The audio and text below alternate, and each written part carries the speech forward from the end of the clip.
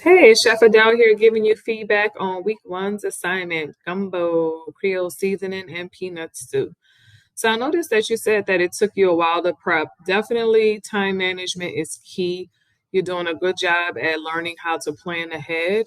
So that's all we can do. Plan ahead, prep ahead, even if you have to just chop everything up ahead and then do your mise en place later, that's fine too.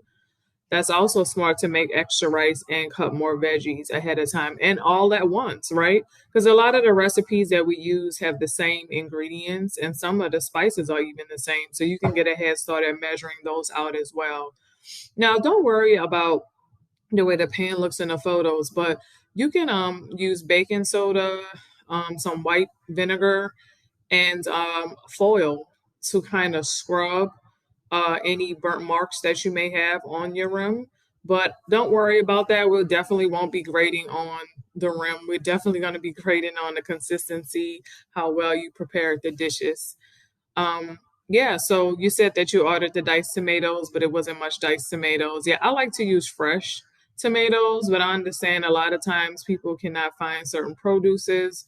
I do not like canned as well. I can't stand that metallic flavoring. But as long as your flavor's married, like you mentioned as well, then you did a great job. All right. You said that your stew didn't quite thicken. Yes, definitely. If you simmered it a little longer, it would have done that. Also, you could make a slurry with cornstarch if you're in a rush. That way, you can thicken up the sauce as well. Great job listing your techniques here. And yes, the method is pinçage when you caramelize the onions with the tomato paste. Great blooming of the spices listed here and sweating of veggies. Good job. Mise en place here. I see you listed all of the ingredients that you use for each dish. And I also love how you described here further down your your descriptions of the seasonings, the gumbo and the peanut stew. I love the smoky, cheesy, nutty, peppery, savory with a little kick description of the Creole seasoning.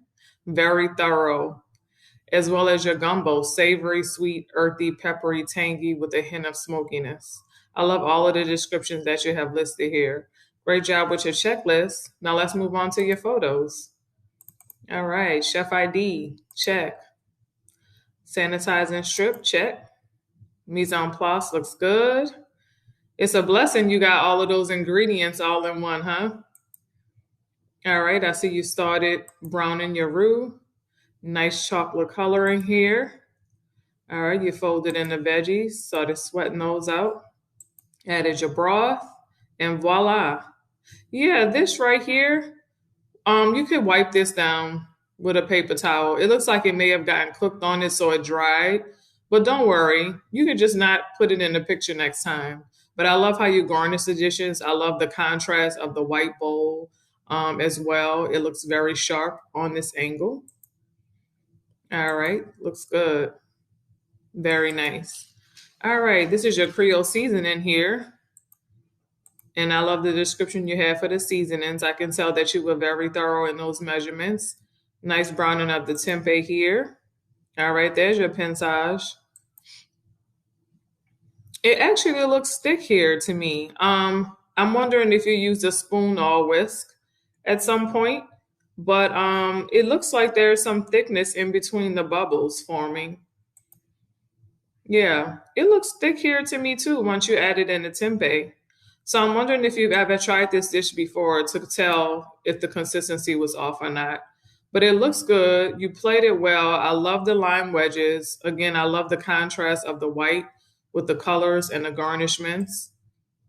Very nice. You did a great job this week. Give yourself a round of applause. If you have any questions or concerns, feel free to email me.